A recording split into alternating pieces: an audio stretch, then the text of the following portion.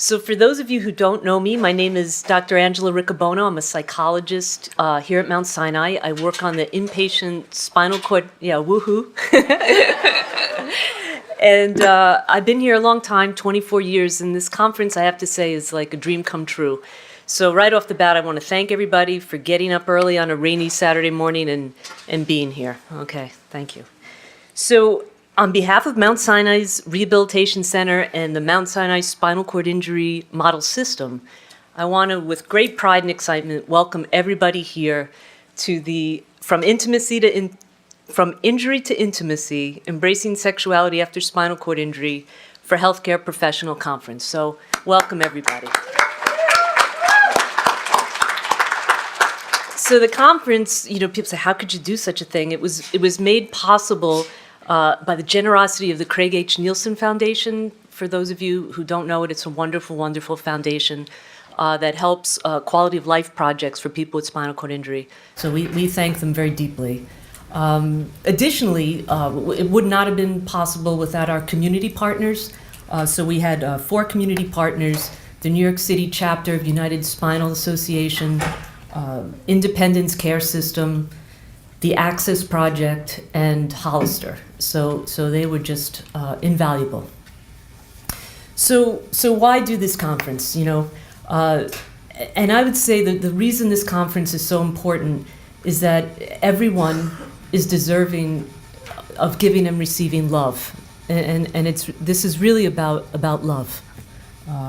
And once someone sustains a severe injury or disability like a spinal cord injury, they're often perceived by themselves and by others as asexual beings.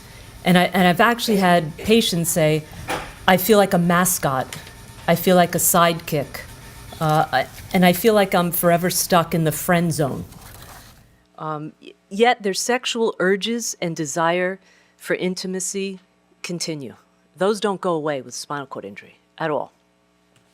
And one impact of inadequate sexual education and counseling is that these initial perceptions of who they are and what's possible frequently becomes reality for them.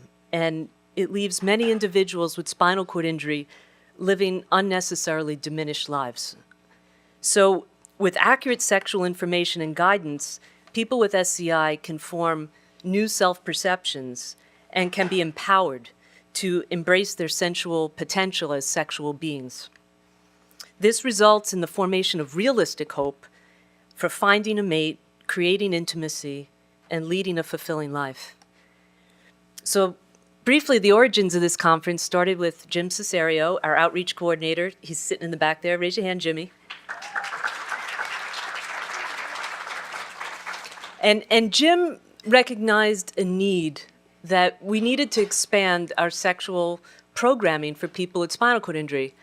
And he came to me, and initially I was very skeptical. This is several years ago, and I was like, oh, there's so many other competing things that we have to do for people with spinal cord injuries. They're depressed, they have adjustment issues, they have their bowel, their bladder, they worry about transportation, about accessible housing, what else, about going back to school, going back to work. But Jim's pretty relentless, and for those of you who know Jim, he doesn't give up, and so we compromised. And the compromise was, okay, if this really is a need, we'll do these small little in-house sexuality panels, right? And I think, Lori, you remember these panels that we'd have like maybe 5 spinal cord injury people talking about their sex lives, and I was shocked. Like, these things were always so well attended and so lively. What we learned was that all those other things I mentioned, all those competing issues, they were not as important. That the priority for people with spinal cord injuries was the capacity to love and be loved. And I was like, okay. And then we saw that their belief as to whether or not that was possible for them ranged from completely hopeless to sort of baffled as to where do I go to figure out how to do this, right? So in 2015, we decided to have this 2-day spinal cord injury consumer conference. And some of you may have gone to that. I know we had some people from Kessler there at that time. But we were worried, will people with spinal cord injuries really show up for like a 2-day, all-day kind of thing. And again, like, we were shocked. It was astonishing. We sold out, like, we had to shut the website down, and it was unbelievable. And what we took from that, at the end, we gave surveys. We got, here, I'm going to read some of it, was this plea for people. They all wrote in, they all took the time to write things in, and they said, please make this an annual event. Keep it going. These are the actual quotes from the survey. Should be repeated more often. Great program. Hope it continues to grow. And again, we saw a void. Okay. So what we learned from that conference was that it wasn't only the consumer that needed the sexual education. The other half of the equation was that healthcare professionals were not talking to their patients about sex. So when I was writing this grant, this was a grant-funded conference, I went around the hospital and I talked to lots of doctors and residents and fellows, med students, and I said, what do you think about this topic? And they're like, oh, this is great. This is so well needed. Oh, I support you 100%. We're behind you. This is wonderful. So happy you're doing it. And then at the end, I would say to them, would you bring up the topic of sex with your patients? No, no way. Every single person said no. And I said, well, why not? And they said, because I wouldn't know what to say. Every single person said the same thing. I wouldn't know what to say.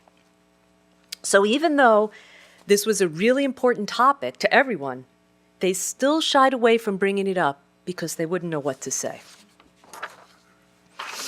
It has been said that the conversations we avoid are exactly the ones we need to have. With regards to broaching the topic of sex after spinal cord injury, not knowing what to say often results in the avoidance of the conversation altogether. Except maybe you can still have an erection and you could still have children. Now, that's important. I'm not going to minimize that, but it's just the tip of the iceberg. And the rest of the iceberg never gets talked about. So the impact of that to patients is that they often come away with the notion that for them, sexuality and intimacy is no longer an option. So, in the spirit of starting the conversation, we decided to have this conference. So we have a very exciting program, and I have to tell you, I'm really impressed. I feel so grateful. We have speakers that are internationally and nationally renowned that are just contributing their time and their energy to this topic.